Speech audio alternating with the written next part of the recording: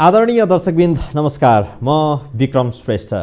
यो हो टेलिभिजनको विशेष सन्दर्भमा यहाँलाई हार्दिक स्वागत छ।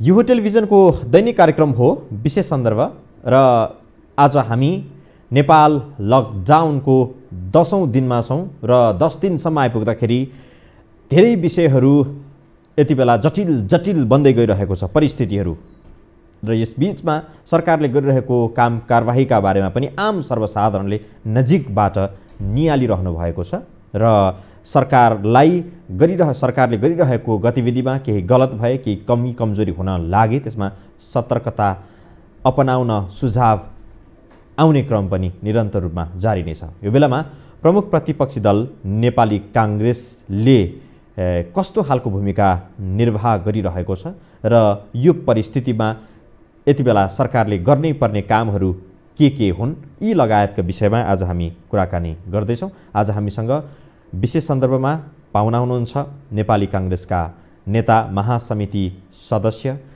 एवं बागमती प्रदेशका प्रदेश सांसद नरोत्तम वैद्य। उहाँलाई स्वागत गरौँ। स्वागत छ यहाँलाई। धन्यवाद। आराम हुनुहुन्छ? एकदम ठिक छ। आज 10औं दिनसम्म आइपुगेका छौँ। नेपाल लकडाउन कोरोना संक्रमणको विश्वव्यापी महामारी छ। यो बीचमा 10 दिनसम्म कसरी बिताउनु भयो? घरमै बसिरहनु भएको छ? होइन, अब जनप्रतिनिधि भएको नाताले जनताको सुख दुःखमा साथ दिने सिलसिलामा त्यो चाहिँ घरमै बसेर चाहिँ त्यो यो लकडाउनलाई चाहिँ त्यो आफ्नै किसिमबाट योगदान दिँदै आइराखेको देखिन्छ। आफ्नै किसिमबाट त्यो जनप्रतिनिधि भएको नाताले पब्लिकको सुख दुःखमा साथ दिने कुरामा चाहिँ कमी कमजोरी हुन नदिने सिलसिलामा घरमै बसेर जति मेहनत गर्न सकिन्छ गरिराखेका छौँ। अनि नसकेको अवस्थामा कहाँ गुहार्नुपर्छ, कहाँ के गर्नुपर्छ त्यो घरैमा बसेर सबै कुरा गर्ने प्रयासमा छ। जनताको के कस्तो गुनासो आइरहेछ यति बेला? अहिलेको परिप्रेक्ष्यमा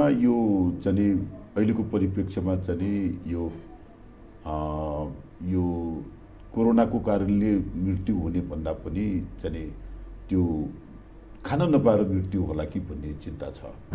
त्यो चाहिँ के भने त्यो यो अब हुने खाने टाठाबाठाले त जेसुकै हटकन्डा अपनाएर आफ्नो त्यो आफ्नो जीवन चाहिँ जीविकोपार्जन गरिरहेछ, दिनचर्या चाहिँ चलाउँछन्।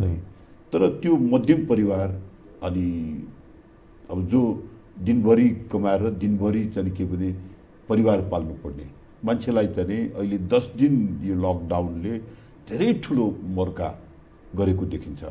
अब त्यस्तै चाहिँ के भने दैनिक जालदारीको चाहिँ के भने मजदुरहरू अनि दोस्रो चाहिँ के भने त्यो बहालमा यो काठमाडौँ राजधानी पनि भएको कारणले गर्दा यहाँ बहालमा बस्ने मान्छेहरू चाहिँ एक किसिमको भोकभोकै मर्ला कि भन्ने चिन्ता छ। अब यसको लागि जुन किसिमको व्यवस्थापन हुनुपर्ने, जुन किसिमको तदारुकताका साथ हुनुपर्ने त्यो किसिमको व्यवस्थापन चाहिँ गइराखेको जस्तो देखिँदैन। अब यद्यपि कहीँ कतै प्रयासहरू गरिराखेका देखिन्छ, कहीँ कतै केही गर्न खोजिया जस्तो देखिन्छ, तर यो पर्याप्त छैन। त्यो गुनासो तपाईँहरूसम्म आउने गरेछ एकदम। र समाधानको लागि के गर्नुभएको छ? अब यो त हाम्रो ठाउँमा हामीले चाहिँ यो काठमाडौँ महानगरपालिकाको उसमा पशुपति क्षेत्र पनि भएको नाताले हामीले चाहिँ काठमाडौँ महानगरपालिका भित्र यो पशुपति क्षेत्र पनि भएको अनि हाम्रो वडाले चाहिँ कोही पनि मान्छे भोकै नहोस् भन्नको लागि चाहिँ वडा समितिको पहलमा चाहिँ त्यो भोकै भएकाहरूको लागि व्यवस्थापन गर्ने सिलसिलामा त्यो अजय सुमार्गी भवनमा चाहिँ त्यो निःशुल्क भोजन गराउने व्यवस्था गरेको छ। त्यो निःशुल्क भोजन गराउने व्यवस्था गरेको छ। त्यो चाहिँ केवल बिहानको लागि मात्रै, एक छाकको लागि मात्रै भयो, बेलुकीको लागि छैन। त्यस्तै चाहिँ के भने अब त्यो मध्यम परिवारको लागि अनि त्यो चाहिँ के भने बहालमा बसियाहरूको लागि अनि त्यो दैनिक दिनदिनै ज्यालादारी गरेर कमाउनेहरूको लागि चाहिँ छुट्टै व्यवस्थापन गरेर अगाडि जानुपर्ने अवस्था छ। त्यसको लागि चाहिँ के भने त्यो वडा समितिले आफ्नो किसिमको चाहिँ पहल गर्दै त्यो चाहिँ केही गर्न खोजिया जस्तो देखिन्छ, तर यो पर्याप्त भइरहेको छैन। जस्तो अजय सुमार्गी भवनमा यहाँहरूले बिहानको खानाको निःशुल्क व्यवस्था गरेका छौँ भन्नुभयो। एक छाक खाएर बाँचिन्छ? होइन, त्यो त अघि पनि मैले भनिसकेँ, अहिले पनि भनिसकेँ। यो कुरा चाहिँ यो हामीले यहाँ भएको निकायहरूले चाहिँ स्वस्फूर्त गरेको प्रयास भयो यो काठमाडौँ महानगरपालिका स्थानीय 8 नम्बर वडा समितिले अनि त्यो पशुपति क्षेत्र विकास कोषले सबैले भनौँ न एक किसिमको आफ्नै स्वस्फूर्त रूपमा केही गरौँ भनेर गरिएको देखिन्छ यो। तर चाहिँ के भने राज्यले जुन किसिमबाट अगाडि आउनु पर्थ्यो नि यो सङ्कटमा, राज्य जुन किसिमबाट अगाडि आउनु पर्थ्यो, सङ्घीय सरकार जुन किसिमबाट आउनु पर्थ्यो, प्रदेश जुन किसिमबाट आउनु पर्थ्यो, त्यो किसिमको चाहिँ विथ प्याकेजका साथ आउनु पर्थ्यो नि, त्यो किसिमको प्याकेजका साथ आइराखेको देखिँदैन। वैद्यज्यू जुन किसिमले आउनु पर्थ्यो आइरहेको छैन भन्नलाई सजिलो छ र गर्न त गाह्रो छ, आफ्नो ठाउँमा छ। यद्यपि सरकारले गर्नु चाहिँ के पर्थ्यो? होइन, पहिलो कुरा त चाहिँ के भने मेरो भनाइलो चाहिँ सबैको लगत आफूसँग हुनु पर्यो, सबैको चाहिँ के भने लगत चाहिँ आफूसँग हुनु पर्यो। अनि कसको घरमा कतिजना परिवार छ हुनु पर्यो र कसको घरमा को बालमा बसिया छ हुनु पर्यो। अनि यी सब कुरा लगत लिएर अनि त्यो चाहिँ के भने घर घरमा वितरण गर्न जाने एउटा वातावरण बन्नु पर्थ्यो, जस्तो अहिले दाङमा गरिराखेका देखिन्छ। दाङमा चाहिँ के भने प्रत्येक घरमा गएर चाहिँ के भने त्यो दुखी मर्का परेको मान्छेलाई चाहिँ के भने मद्दत गर्न गइराखेको जस्तो देखिन्छ, जुन दाङले चाहिँ प्रशंसनीय काम निम्न वर्गका मानिसहरूलाई पहिलो प्राथमिकतामा राखेर। अब त्यसमा चाहिँ के भने हामी राजधानीको बासिन्दाले चाहिँ त्यस्तो किसिमको सहयोग पाएको, आवास गर्न पाएका छैन, त्यो किसिमको मेहनत गरिराखेका जस्तो देखिन्न। यो चाहिँ दुर्भाग्यपूर्ण भन्नुपर्छ। तर जनप्रतिनिधि त तपाईँहरू हुनुहुन्छ, तपाईँ काठमाडौँ क्षेत्र नम्बर 4 को प्रदेश क को सांसद त्यहाँबाट जित्नुभयो र प्रतिनिधि सभामा गगन थापा जस्तो होनहार एकजना तपाईँहरूकै पार्टीको नेता निर्वाचित हुनुहुन्छ। तपाईँहरू जस्तो जुझारु नेतृत्व भएको ठाउँको अवस्था चाहिँ किन यस्तो दयनीय? होइन, यस्तो कुरा होइन, हामी त चाहिँ के भने प्रतिपक्षमा भयौँ, हामी त सत्ता पक्षमा होइनौँ, कार्यकारिणीमा हामी होइनौँ, कार्यकारिणीमा हामी होइनौँ। अब त्यो चाहिँ के भने हामी यो प्रतिपक्षमा भएको। दोस्रो कुरा चाहिँ के भने यो देशमा ठुल्ठुलो राजनीतिमा प्रतिपक्ष हुन्छ सांसदज्यू, यस्तो सङ्कटको घडीमा होइन। मैले अघि पनि भनिसकेँ, मैले सत्ता पक्ष र प्रतिपक्ष भने यो महामारी भएको टाइममा ठुल्ठुलो सङ्कट आएको टाइममा हुँदैन। त्यो सत्ता पक्षले गर्ने काममा हातेमालो गर्ने, यसमा सत्ता पक्ष र प्रतिपक्ष उम्किया नै होइन।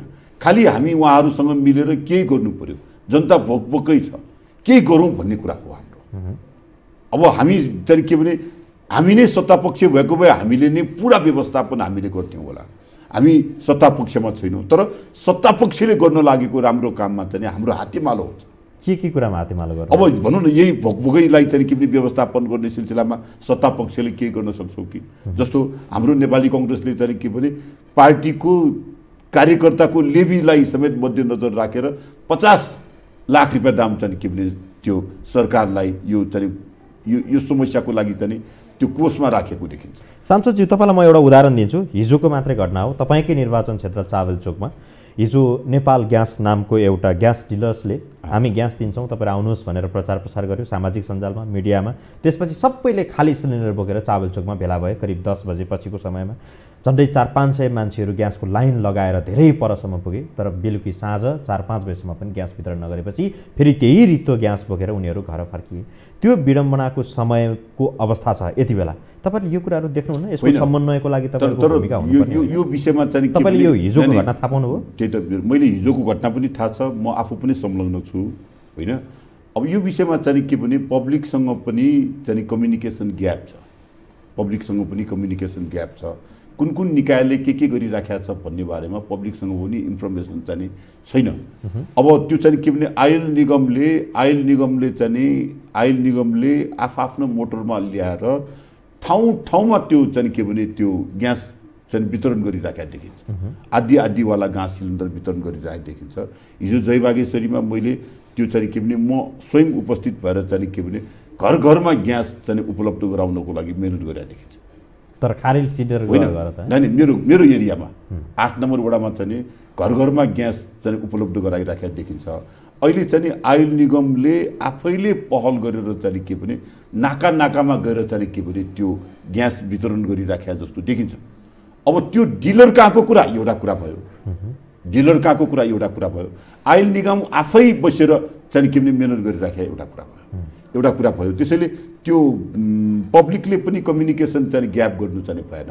त्यसमा त्यो आयल निगमसँग कोअर्डिनेसन गर्यो भने अहिले चाहिँ ग्यास चाहिँ ठाउँ ठाउँमा ल्याएर आफ्नै मोटरमा सप्लाई गर्न आइराखेको देखिन्छ ग्यासको सम्बन्धमा है हिजो च्याबेलको सम्बन्धमा मिसम्यानेज हो डिलर कहाँ चाहिँ के भने थोरै ग्यास पठायो लिनुपर्ने मान्छेहरू ठिक छ सांसदज्यू अब यही जय बागेश्वरीको कुरा गर्नुभयो त्यही आसपासमा 7 नम्बर वडामा 8 नम्बर वडामा सबै ठाउँमा लगत सङ्कलनको काम पनि अगाडि बढाइराखेको छ वडा कार्यालयको संयोजनमा लगत सङ्कलन सकिएको पनि छैन अझै जारी छ लगत सङ्कलनै सकिएको छैन भने ती निमुखा मानिसहरूले राहत कहिले पाउने र खाली पेट कहिले भर्ने होइन केही कुरा त हामीले त्यो घरपतिको सिफारिसमा घरपतिको चाहिँ त्यो सहमतिमा चाहिँ बालमा बसेका मान्छेहरूलाई दुखी गरिबलाई चाहिँ वडा समितिले एउटा प्याकेजमा वितरण गर्न चाहिँ थालिसक्यौँ त्यो यथेष्ट होइन त्यो चाहिँ के भने यो लकडाउनको टाइममा पनि वडा समितिमा आएर वडा समितिबाट लिएर जाने कुरा पनि ठिक होइन हाम्रो सोच चाहिँ के भने त्यो घर घरमै सेवा पुर्याउने एउटा वातावरण चाहिँ बन्नुपर्छ त्यसको लागि मेहनत गर्नुपर्छ भन्ने यो तपाईँको क्षेत्रभित्र निर्वाचन क्षेत्रभित्र भएको कुराहरू मैले के उठाएँ अब अलिकति सारमा हेरौँ जस्तो सरकारले अहिले गरिरहेको जति पनि काम छ यो कोरोना सङ्क्रमण सुरु भएपछि अझ भनौँ लकडाउन सुरु भएपछि गरिरहेको कामबाट प्रतिपक्षीको दलको हिसाबले अथवा तपाईँ आफू स्वयं एकजना जनप्रतिनिधिको रूपमा हेर्दाखेरि कतिको यो स्वाभाविक छ अथवा कतिको सन्तुष्ट हुने ठाउँ होइन अब चाहिँ त्यो सन्तोष गर्ने ठाउँ चाहिँ छैन मैले भने नि यो भगवान भएको ठाउँ पशुपतिनाथ विराजमान भएको ठाउँ भएको कारणले गर्दाखेरि मात्रै यो सबै चाहिँ के भने भगवानको लीला भगवानले नै यो सबै चाहिँ मिलाइराखेको हो कि जस्तो देखिन्छ नत्र त भयावह छ त्यो चाहिँ के भने जुन किसिमको व्यवस्थापन चाहिँ हुनुपर्ने हो त्यो किसिमको व्यवस्थापन चाहिँ भइराखेको देखिँदैन त्यो चाहिँ के भने जुन किसिमबाट सरकार चाहिँ के भने इच्छा शक्तिका साथ अगाडि आउनुपर्ने देखिन्छ त्यो किसिमबाट अगाडि आइराखेको देखिँदैन सरकार टोटल्ली माफियाको घेरामा देखिन्छ माफियाको घेरामा चाहिँ के भने देखिन्छ अनि माफियाद्वारा परिचालित भएको जस्तो देखिन्छ अहिले त्यो जुन चाहिँ त्यो कोरोना पीडितहरूको लागि ल्याएको सामानमा अब भ्रष्टाचारको कुरा गरौँ न अब त्यो तपाईँ कल्पनै गर्न सकिन्न यस्तो समयमा भ्रष्टाचारको कुरा अब त्यसैले यो सरकारले चाहिँ हामी प्रतिपक्षले निस्वार्थ चाहिँ के भने त्यो सेवा गर्नको लागि तयार हुँदाखेरि पनि उहाँहरूले जुन किसिमबाट काम गर्नुपर्ने हो जुन किसिमबाट व्यवस्थापन गर्नुपर्ने हो त्यो किसिमबाट व्यवस्थापन भइराखेको जस्तो लाग्दैन भनेको सरकारले अहिले पनि नेपाली काङ्ग्रेसलाई तपाईँहरूले आम रूपमा औपचारिकमै भन्नुभयो कि नेपाली काङ्ग्रेस त्यति बेला प्रतिपक्षको रूपमा होइन सरकारको सहयोगीको रूपमा अगाडि बढ्न सक्छ भनेर भन्यो यद्यपि सरकारले चाहिँ अहिले पनि काङ्ग्रेसलाई प्रतिपक्षकै नजरमा हेरिरहेको छ उबाट सहयोग लिउँ भन्ने त्यो मनसाय सरकारमा रहेका अधिकारीहरूमा देखिन्न होइन हामीसँग सहयोग लिनुपर्ने कुरामा लिइराखेको छ अनि गाली गर्ने कुरामा प्रतिपक्ष बनाइराखेको देखिन्छ अब तर हाम्रो भनाइ चाहिँ के भने यो समयमा सत्ता पक्ष र प्रतिपक्ष हुँदैन यो समयमा हामी हातेमालो गरेर जानुपर्छ यो समाधान यो सङ्कटलाई चाहिँ समाधान गर्ने कुरामा हामी सबै मिलेर जानुपर्छ भन्ने नै तर परिस्थितिलाई सही आकलन नगरेर सरकारमा रहेका अधिकारीहरू मन्त्रीहरू यहाँले भने जस्तो प्रधानमन्त्री स्वयं आफै पनि हल्का रूपमा प्रस्तुत भए जस्तो अथवा यसलाई चाहिँ मौकामा चौका हान्ने भन्छन् नि एउटा उखानै छ औषधि खरिद प्रक्रियामा समेत घोटालाको बाटोमा अग्रसर हुने परिस्थितिमा पुग्यो भनेपछि त सरकार त्यति धेरै गम्भीर रहेनछ विषयमा भन्ने होइन मेरो त छुट्टै धारणा चाहिँ के भने त्यो प्रधानमन्त्री अहिलेको परिप्रेक्ष्यमा असाध्यै ठुलो बिरामी उहाँले देशलाई हेर्ने कि आफूलाई हेर्ने आफू चाहिँ के भने त्यो आफूलाई हेर्ने कि देशलाई हेर्नलाई उसलाई फुर्सदै छैन फुर्सद छैन माने उहाँ बिरामी हुनुहुन्छ अहिले नै तुरन्तै टिचिङ हस्पिटल कुदाउनु पर्ने हो कि अहिले नै कहाँ कुदाउनु पर्ने यो अवस्था छ आफ्नै स्वास्थ्यको चाहिँ के भने तन्टामा उहाँ लागेको देखिन्छ उहाँले देशलाई के हेर्ला जस्तो लाग्छ के मलाई अब त्यसको मुनि बस्ने चाहिँ के भने त्यसको मुनि बस्ने त्यो मान्छेहरू चाहिँ के भने भ्रष्टाचारीको घेरामा त्यसको चङ्गुलमा उसैद्वारा सञ्चालित हो कि जस्तो देखिन्छ जस्तो स्वास्थ्य मन्त्री अहिलेको सबैभन्दा महत्त्वपूर्ण विभागको मन्त्रालयको नेतृत्व गरिरहनु भएको छैन भानुभक्त रगाल र उहाँ स्वयंले गरिरहेको कामको त अहिले सर्वत्र आलोचना भइरहेको छ र जो औषधि खरिद प्रक्रिया जो अगाडि बढाउँदै थियो त्यो निर्णय पनि रद्द गरिसकेको छ सरकारले। भनेपछि स्वास्थ्य मन्त्रालयले विशेष गरी प्रधानमन्त्री मातहतमा रहेका मन्त्रीहरूले गरिरहेको कामको बारेमा तपाईँको केही?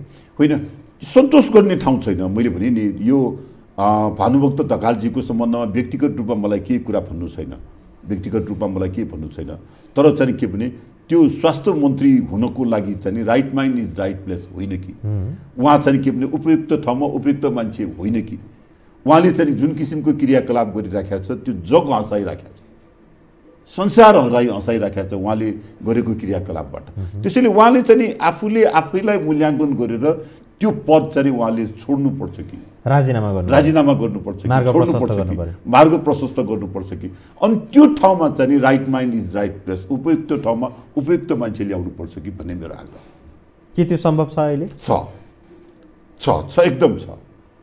त्यो तपाईँ चाहिँ के भने उहाँहरूकै पार्टीमा पनि 101 मान्छेहरू छ, उहाँहरूकै पार्टीमा पनि 101 राम्रो मान्छेहरू छ, जुन 101 राम्रो मान्छेलाई त्यो ठाउँमा चाहिँ उपयुक्त ठाउँमा उपयुक्त मान्छे राखेर यो मुलुकको समस्या समाधान। यस्तो बेलामा त स्वास्थ्यको हरेक कुना कुनामा चाहिँ भन्छौँ नि हामीले एउटा सानो छिद्र केलाउन सक्ने बुझ्न सक्ने व्यक्ति चाहिँ नेतृत्वमा हुनु पर्यो। यो बेला पर्यो right mind is right place. त्यसैले युरोपतिर बाहिरतिर चाहिँ के भने सांसद चाहिँ मन्त्री हुँदैन, अनि चाहिँ के भने त्यो मन्त्री चाहिँ विज्ञ हुन्छ, एक्सपर्ट हुन्छ, पढाइ लेखेको हुन्छ, इन्टेलेक्चुअल हुन्छ।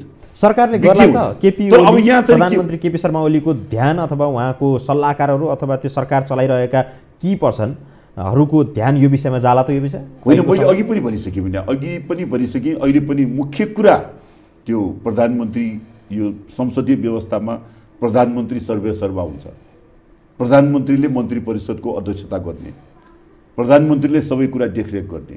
तर प्रधानमन्त्री नै बिरामी, अहिले ठिक छ, भोलि अनिखेरि बेलुकी नै फेरि अस्पताल कुदाउनु पर्ने अवस्था छ।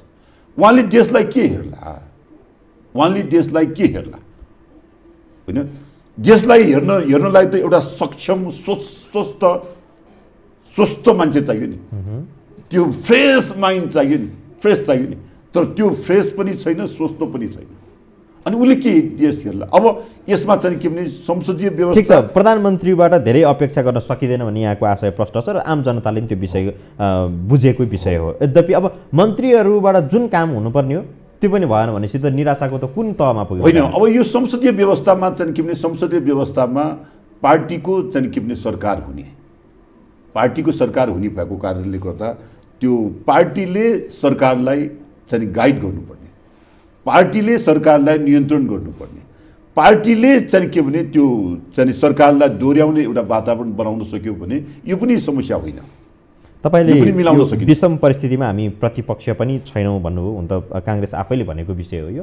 त्यो हिसाबले के स्वास्थ्य मन्त्रालयको नेतृत्व काङ्ग्रेसलाई दियो भने हामी चलाउन सक्छौँ भन्ने तपाईँको? होइन, त्यो विषयमा त चाहिँ हेर्नुहोस्, हामीले चाहिँ के भने स्वास्थ्य मन्त्रालय राम्ररी चलाएर देखायौँ, पूर्व स्वास्थ्य मन्त्रीले राम्रो चलाएर देखायौँ। हामीले स्वास्थ्य बिमाको कन्सेप्ट ल्यायौँ, हामीले चाहिँ के भने त्यो किडनी डायलिसिस निःशुल्क गरायौँ, अनि त्यो चाहिँ के भने त्यो दीर्घ रोगीहरूलाई चाहिँ के भने त्यो 1 लाख रुपियाँ दाम अनुदान दिने कुराहरू ल्यायौँ। होइन, कोही पनि चाहिँ के भने जनता चाहिँ के भने औषधि गर्न नपाएर मर्न नपरोस् भन्ने कन्सेप्टका साथ अगाडि आयौँ, कन्सेप्टका साथ काम अगाडि थाल्यौँ। अहिले जुन हामीले सोचेको कामलाई यो मन्त्रीहरूले निरन्तरतासम्म दिन सक्दैन भनेको गगन थापा यति बेला चाहिँ त्यो ठाउँमा पुग्न सकेदेखि अथवा त्यो ठाउँमा राखियो भने यो समस्याको समाधान गर्न धेरै मेरो आशय चाहिँ के भने मेरो आशय चाहिँ right mind is right place. अब यतातिर त्यसमा तपाईले भनेको right man Gagan Thapa, yes right mind is right place होइन। अब यसमा मेरै पार्टीको मान्छे राख म भन्न त्यो हामीले भन्न सुहाउँदैन, हामी भन्दैनौँ। तर संसारमा यो ठुल्ठुलो सङ्कट परेको टाइममा चाहिँ ठुल्ठुलो महामारी परेको टाइममा चाहिँ राष्ट्रिय सरकारको परिकल्पना गरे आउँछ, राष्ट्रिय सरकारको परिकल्पना गरे आउँछ। त्यसमा चाहिँ के भने सर्वदलीय चाहिँ के भने त्यो सहभागिता हुन्छ। तर सबै मिलेर कुनै पार्टीका प्रभावशाली नेता रामचन्द्र पौडेलज्यूले केही अगाडि पनि यही आशयको अभिव्यक्ति दिनुभएको थियो र ठुलो आलोचना भयो यो अभिव्यक्तिको। सत्तामा जाने एउटा हतारो र त्यो प्यास काङ्ग्रेसले फेरि मेटाउन खोज्दैछ। यो नचाहिँदो कुरा। हामी राजनीति गर्ने मान्छे त्यो व्यक्तिगत स्वार्थभन्दा माथि उठेर गरेको कुरा हो। यो देशलाई सङ्कट पर्दाखेरि के मद्दत गर्न सक्छु भन्ने कुरा हो, के मद्दत गर्न सक्छु भन्ने कुरा। निस्वार्थ सेवा गर्ने सिलसिलामा हामीले खोज्या हौँ। हामीले त्यो खड्गवलीजीले प्रधानमन्त्री राजीनामा दिनुहोस्, रामचन्द्र पौडेल प्रधानमन्त्री हुनु पर्यो भन्ने होइन। राष्ट्रिय सरकार बनाउनु पर्यो यो सङ्कटको समयमा। यो ठुल्ठुलो महामारी परेको टाइममा हामी सबै मिलेर जाउँ भने अब यसमा के विवादको कुरा गऱ्यौँ। अब बहुत उहाँहरूको छ, गर्नुहुन्न नगर्नुहोस् न, बहुमत त उहाँहरूको छ। तर हाम्रो सोच चाहिँ नि पोजिटिभ सोचको सिलसिलामा चाहिँ नि, सकारात्मक सोचलाई अगाडि राख्ने सिलसिलामा चाहिँ नि ठुल्ठुलो महामारी परेको टाइममा, सङ्कटको टाइममा राष्ट्रिय सरकारको परिकल्पना गरे आउँछ। राष्ट्रिय सरकार बनेको, राष्ट्रिय सरकार त अलिक परकै कुरा भयो। जस्तो अहिले त एउटा सर्वपक्षीय बैठक समेत बस्न सकेको अवस्था छैन यो सङ्कटको घडीमा। त्यही त मेरो आशय चाहिँ त्यो मेरो आशय चाहिँ हाम्रो प्रतिपक्षले गर्नुपर्ने धर्म हामीले निभाउनु पर्ने हो, निभाइराखेका छौँ, इमान्दारीका साथ निभाइरहेका छौँ, भोलि पनि निभाउँछौँ।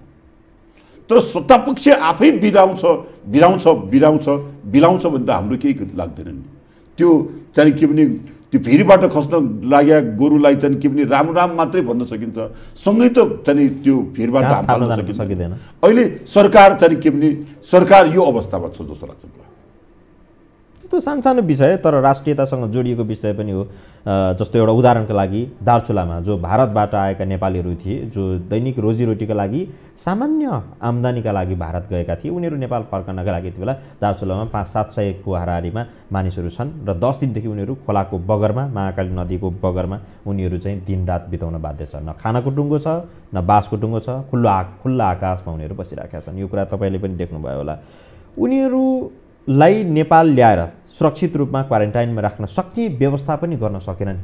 होइन, मैले अघि मेरो भनाइबाट चाहिँ यो राष्ट्रियताको विषयसँग जोडिँदैन। होइन, एकदमै यो जस्तो जुन हामी कहाँ त्यो खुल्ला सिमाना भएको नाताले अनि हामी चाहिँ धेरै भारतमा निर्भर हुने अनि विदेशमा निर्भर हुने अनि त्यो विदेशकै चाहिँ के भने त्यो विदेशमा गएको चाहिँ के भने रोजगारीको पैसाबाट मुलुक चलाउने अनि भारतमा गएको चाहिँ त्यो उनीहरूको उसबाट चाहिँ के भने मुलुक चलाउने किसिमको भौगोलिक अवस्था जुन हाम्रो छ, जसको कारणले गर्दा त्यो चाहिँ के भने हाम्रो 3 करोड जनसङ्ख्यामा 1 करोड जनसङ्ख्या त चाहिँ के भने विदेशमा छ।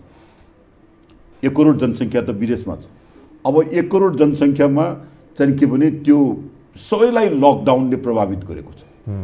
सबै मान्छे चाहिँ के भने विदेशबाट कसरी हुन्छ आफ्नो स्वदेशमा लागौँ, आफ्नो स्वदेशमा जाउँ, कमसेकम मर्नै परे पनि आफ्नै स्वदेशमा मरौँ माने भन्ने त्यो तीव्र आफ्नो देशभक्तिप्रति पनि एउटा कुरा चाहिँ के भने यो लकडाउनको अवस्था योले गर्दाखेरि आफ्नै देशमा जाउँ भन्ने तीव्र इच्छा छ। अब यो नेपालकै परिप्रेक्ष्यमा कुरा गर्दाखेरि पनि काठमाडौँमा बसेका मान्छेहरू चाहिँ आफ्नो जिल्लामा गइराखेका देखिन्छ। पास दिइराखेका छैन, हिँडेर गइराखेका अवस्था देखिन्छ।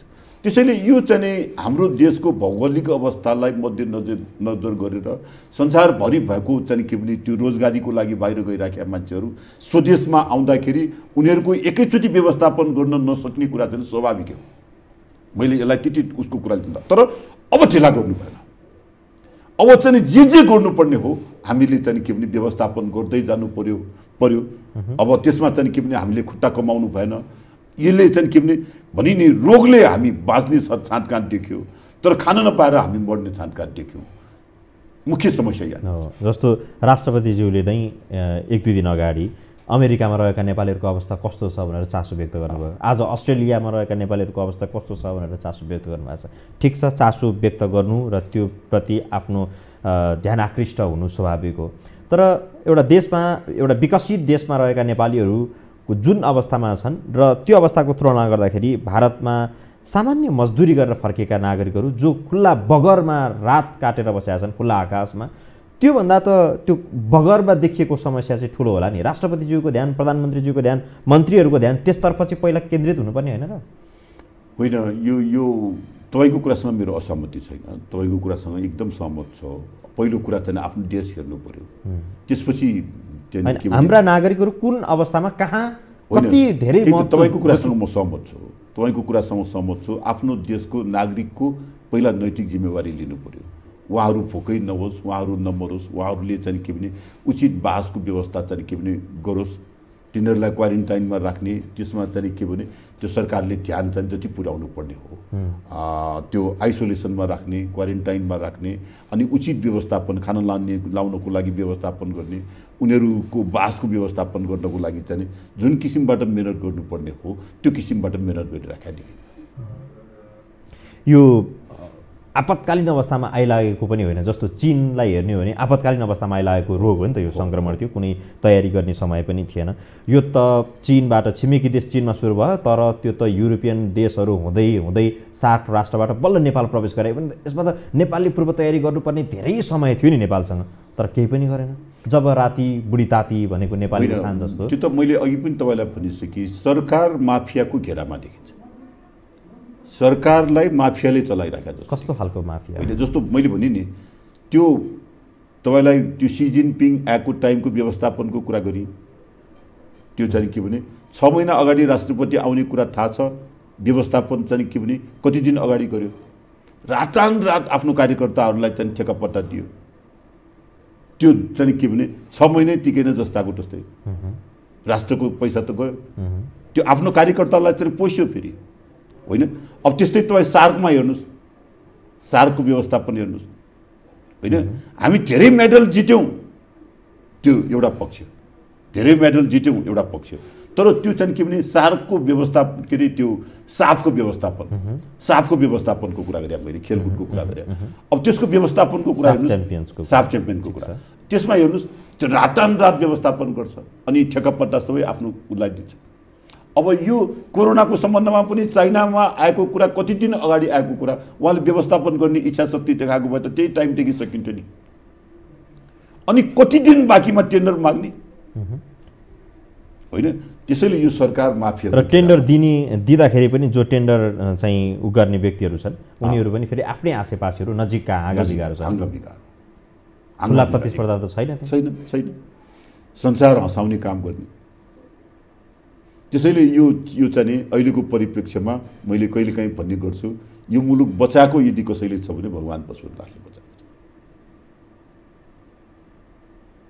र यो सङ्कटको घडीमा नेपाली काङ्ग्रेस पनि सत्तामा थियो भने त यो प्रवृत्तिको कुरा गरेँ मैले, थियो भने त परिस्थिति यही खालको निम्तिन सक्थ्यो होइन भनेको हामी कुन प्रवृत्तिबाट हामी गुज्रिरहेका छौँ होइन, त्यो त्यस्तो कुराहरू चाहिँ होइन। अब चाहिँ मुलुक सिस्टममा गइसकेपछि कहिले चाहिँ हामी सत्ता पक्षमा हुन्छौँ, कहिले चाहिँ के भने अर्को सत्ता पक्षमा हुन्छ। सिस्टममा गइसकेपछि निर्वाचनमा जसलाई जिताउँछ उसले सत्ता हाँक्छ, सत्ता माग्छ। अहिले हामी निर्वाचनमा हामीले हारेको कारणले गर्दा हामी प्रतिपक्षमा छौँ, तर अब प्रजातान्त्रिक तरिकाले मुलुक अगाडि गइसकेपछि त्यो प्रजातान्त्रिक तरिकाले व्यवस्थापन गर्ने हो, त्यो आर्थिक पारदर्शिताका साथ व्यवस्थापन गर्ने हो। त्यो कुरामा हामी प्रजातान्त्रिक ट्र्याकमा गइसकेपछि अब त्यस्तो हुने अवस्था मैले देखाएको छैन। जोसुकै प्रधानमन्त्री भए पनि उसले सिस्टममा गभर्न गर्ने हो भने उसले चलाउँछ, तर यो चाहिँ के भने सिस्टममा गएन भन्ने मेरो आग्रह हो। यो चाहिँ कहाँ कहाँ खान पाइन्छ, कुन कुन अवसरलाई दुरुपयोग गर्न पाइन्छ त्यतातिर मात्रै बढी ध्यान दियो। अनि फेरि यतातिर चाहिँ के भने यो अपराधीलाई चाहिँ के भने सजाय दिने कुरामा चाहिँ जुन किसिमबाट लाग्नुपर्ने हो त्यो किसिमबाट अगाडि गइराखेका देखिन्न, त्यसमा बचाउनतिर लागिरहेको देखिन्छ प्रधानमन्त्री। अपराधी भन्नाले होइन, जस्तो अब मन्त्रीलाई नै भनौँ न, तपाईँ योभन्दा अगाडिको सञ्चार मन्त्रीलाई चाहिँ के भने उहाँ त्यस्तो मान्छे होइन भन्छ, रविन्द्र अधिकारीको त्यत्रो त्यो बोइङ काण्डमा भयो, अब त्यसमा रविन्द्र अधिकारीलाई बचाउन लाग्छ। अहिले साइड अब यसमा पनि अब कुन वक्तव्य प्रधानमन्त्रीमा कहिले यसको सकारात्मक रूपमा आउला। प्रधानमन्त्रीले भनिसक्नुभयो सञ्चार मन्त्री बास्कोटाको सवालमा त यो त फेक अडियो हो, यो बनावटी अडियो हो, उहाँको आवाज होइन भनेर भनिसक्नुभयो। होइन, त्यो चाहिँ के भने त्यो अहिले छानबिनमा सबै कुरा देखिन्छ। त्यो फेक हो भने त्यो फेक गर्नेलाई पाटा कस्न किन नसक्या, त्यसलाई सजाय गर्न किन नसक्या, प्रधानमन्त्रीलाई केले रोक्या छ, प्रधानमन्त्रीलाई केले रोक्या छ। यसमा चाहिँ के भने मेरो आफ्नो धारणा चाहिँ के भने यसमा प्रधानमन्त्री पनि संलग्न छ भन्छु मैले। यो सञ्चार मन्त्री एक्लैको आर्टले गरे होइन, यो टिम वर्क हो। यो चाहिँ के भने एउटा त्यो यसलाई के भन्छ सेटिङमा भइराखेको कुरा हो, सेटिङमा भन्छ नि, सेटिङमा भइराखेको कुरा हो, एक्लैले गरे होइन। त्यहाँ सियो एउटा पनि भाज्नलाई प्रधानमन्त्रीसँग नसोधिकन गर्न सक्दैन भन्छ, उहाँकै पार्टीको मान्छेहरूले भन्छ। त्यो यो चाहिँ के भने सञ्चार मन्त्री एक्लैले गरेको, यो चाहिँ यो स्वास्थ्य मन्त्री एक्लैले गरेको होइन, यो ग्राइन्ड डिजाइनका साथ आएको देखिन्छ। स्वास्थ्य मन्त्री भानुभक्तको ढकालको सवालमा हिजो मात्रै अख्तियारमा उजुरी पनि परेको छ। एकजना विवेकशील पार्टीका एकजना नेताले उजुरी दर्ता गर्नुभएको छ। यो विषयमा के छानबिन गर्ला त सरकारले? होइन, अब अख्तियारमा गइसकेपछि अख्तियारले चाहिँ के भने अब कसरी चाहिँ यसलाई सिरियसली टेकअप गर्छ कि गर्दैन एउटा पक्ष। किनभने यो सबै त्यो निकायहरू, संवैधानिक निकायहरू चाहिँ भागभन्डामा बाँडचुट गरेको देखिन्छ, भागभन्डामा बाँडचुट गरेको देखिन्छ। त्यो सर्वोच्च अदालत चाहिँ के भने एमालेलाई भयो भने लोकसेवा आयोग काङ्ग्रेसलाई, अनि चाहिँ के भने अब यसरी भागभन्डा गरिरहेको देखिन्छ। अब त्यो चाहिँ के भने यो अख्तियारको प्रमुख चाहिँ सत्ता पक्षलाई गएको देखिन्छ। यो दलीय भागभन्डाको हिसाबबाट चाहिँ के भने अनि सत्ता पक्षलाई यो अख्तियार परेको देखिन्छ। अब सत्ता पक्षको अख्तियार भएपछि अब उसले इमान्दारीका साथ छानबिन गर्छ कि गर्दैन त्यो शङ्काको घेरामा। ऊ त अब जसो जसो मादल बच्छ उसै नाच्छ। त्यसैले मलाई यो लाग्दैन यसले चाहिँ के भने यो छानबिनको घेराभित्र जान्छ। अनि यो फेरि चाहिँ के भने संविधान सभाले संविधान बनाउँदैमा संविधान चाहिँ के भने अझ प्रजातान्त्रिक, मोर डेमोक्रेटिक हुन्छ, मोर अधिकार सम्पन्न हुन्छ होइन रहेछ। तपाईँ 46 सालको संविधानमा 47 सालको संविधानमा चाहिँ नीतिगत भ्रष्टाचारलाई हेर्न सक्थ्यौँ, क्याबिनेटको निर्णयलाई हेर्न सक्थ्यौँ, छानबिन गर्न सक्थ्यौँ, अनुचित कार्यलाई छानबिन गर्न सक्थ्यौँ।